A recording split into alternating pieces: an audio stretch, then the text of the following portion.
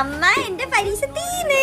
തന്നെ ചായ ഇടാൻ പാലില്ല. മക്കൾ കടയിൽ പോയി ഒരു പാല് വെച്ചിട്ട് ഈ നടയൊക്കെ എത്തി തൂത്തിടണേ.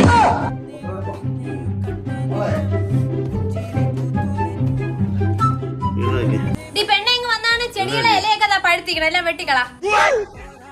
അമ്മ എന്തിനമ്മ ഈ പൈസയൊക്കെ നിങ്ങൾ സേവ് ചെയ്യണം? ഒരു AC വാങ്ങിച്ചു പോയി. ഭയങ്കര ചൂട്. ഇപ്പൊ തണുപ്പുണ്ടാ മക്കളെ? സ്കൂൾ ഓർക്കുമ്പോ വളരെ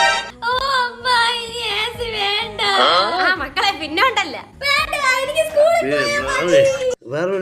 കൈ കണ്ടേ